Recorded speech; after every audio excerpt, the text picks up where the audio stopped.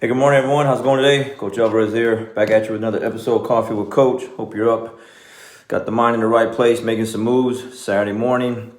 But if not, let's help put it in the right place. So, just going through the normal routine, just normal things that I do every morning. Doesn't matter what day it is, same thing. And I just was flipping through this book. I wanted to share with you, if you don't have it yet, The Compound Effect, okay? Good stuff, good stuff. A lot of little good little reading here. But I want to share with you something that kind of relates to a lot of things I've been sharing lately. So the topic is Ask the Horse, right? So it's talking about creatures of habit. We're creatures of habit. We'll start it off with, it goes, Aristotle wrote, "We are what we repeatedly do," okay? An acquired mode of behavior that has become nearly or completely involuntary. Then it goes into a quick little story. There's a story about a man riding a horse, galloping quickly. It appears that he's going somewhere very important. A man standing alongside the roadside shouts, "Where are you going?" The rider replies, "I don't know. Ask the horse." This is the story of most people's lives. They're riding the horse of their habits with no idea where they're headed. It's time to take control of the reins and move your life in the direction of where you really want to go. If you've been living on autopilot and allowing your habits to run you, I want you to understand why. And I want you to let yourself off the hook. After all, you're in good company.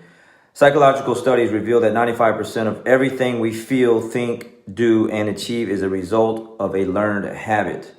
We're born with instincts, of course, but no habits at all. We develop them over time.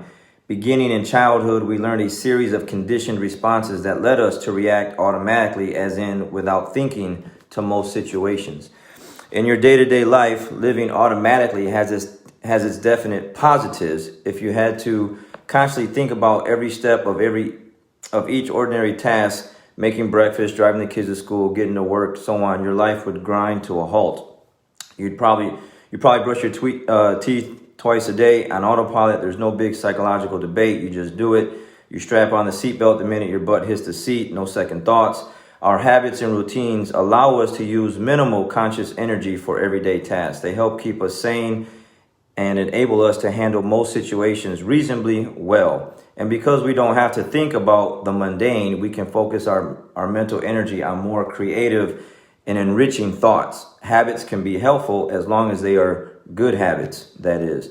If you eat healthy, you've likely built healthy habits around the food you buy, what you order at restaurants. If you're fit, it's probably because you work out regularly. If you're successful in a sales job, it's probably because your habits of mental preparation and positive self-talk enable you to stay optimistic in the face of rejection.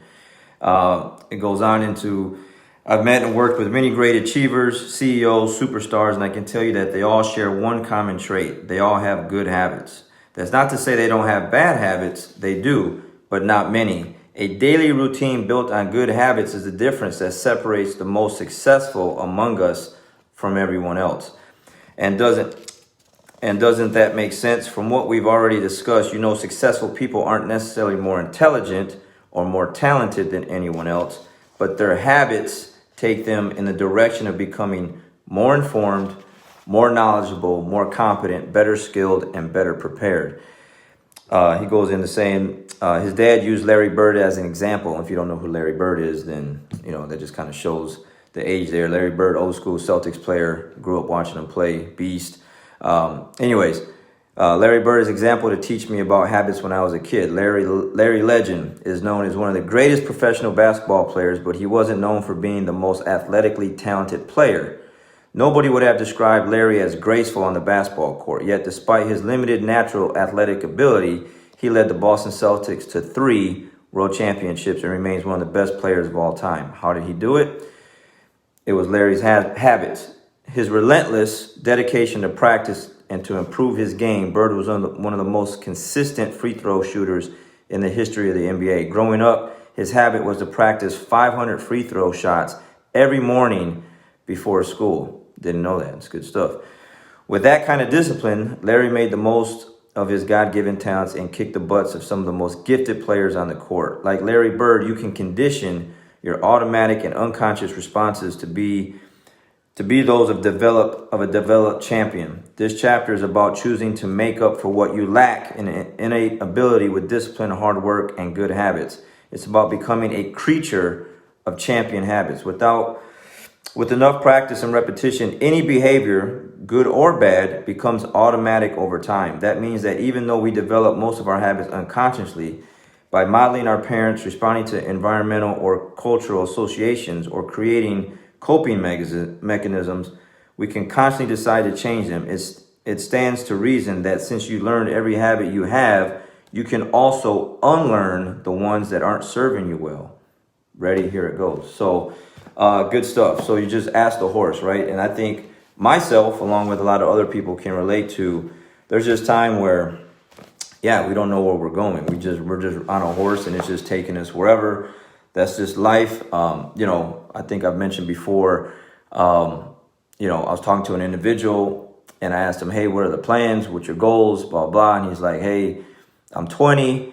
I figured I got about 5 years before I have to think about what I need to do or where I'm going. So basically what he was telling me is for the next 5 years, I'm going to ride this horse and I'm just going to go wherever it takes me, right? Just take me wherever life takes me. That's not it.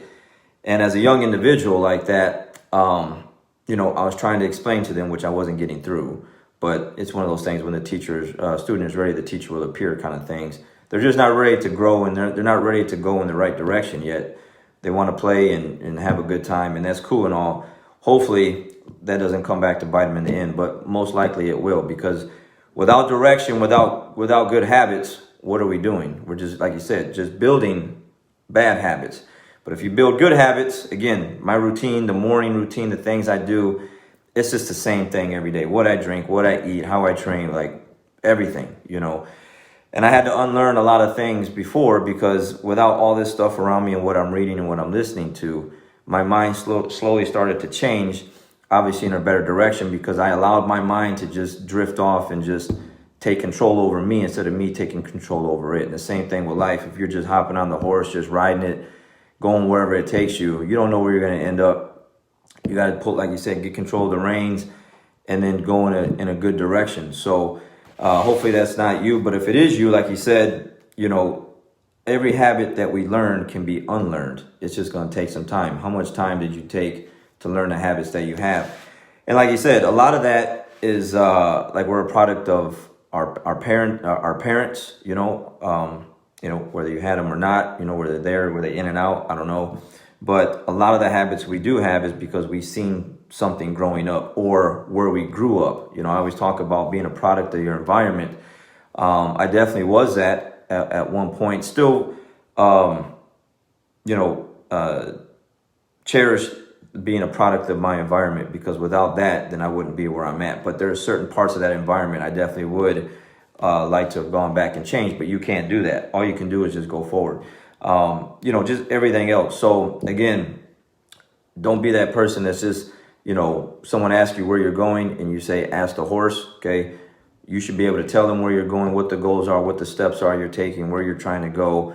And, slowly you'll get there. But if it's just one of those things, like you have no goals set, no direction, you're just all over the place, it's hard to get somewhere. You'll get somewhere, it's just, how long is it going to take for you to get there? I kind of just, I bring that up a lot in jiu-jitsu class. Like sometimes people say, hey coach, like when you watch them roll, they're just rolling. There's no objective when they're roll. They're just free rolling, just doing whatever. And I can't figure out, watching them roll, what they're trying to do. And then I have some students, like I know exactly what they're trying to do and where they're trying to go, even when I'm rolling with them, and it's me trying to stop them. Even though I know where they're trying to go and the grips that they're trying to get, I can't stop them from getting those grips, and eventually they'll get the sweep, guard pass, whatever.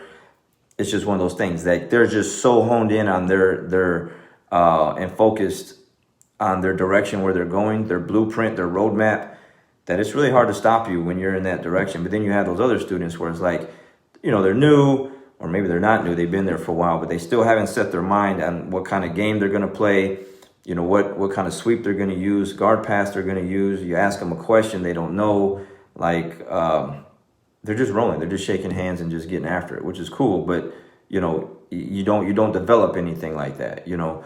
And it's really hard. It's really easy to beat individuals like that because it's just they're all over the place with their jiu-jitsu. So if that's you in jiu-jitsu class, pick a game, start develop a game, spend some time with it over a while. After a while, you'll be able to sweep just about anyone because you're just so good at it. You develop these good habits that were like you're pretty much unstoppable. So life has to be that way. You got to build these habits up, start the morning off, good routines, don't sleep in, listen to the right things, fix your bed, you know, eat the right foods, get the exercise in, and the list goes on. And then things just really start to, you know, go in the right direction for you. So again, hope that helps. Again, don't be that person that says, ask the horse. You know, you got control of the horse and you know where you're going. But again, if that's you, just to make sure it's set in stone, just so you understand the habits that we've built, we can undo those habits and build good ones. All right, start today and make it a good one. We'll catch you on the next one, guys. Got to get back to work. We'll see you.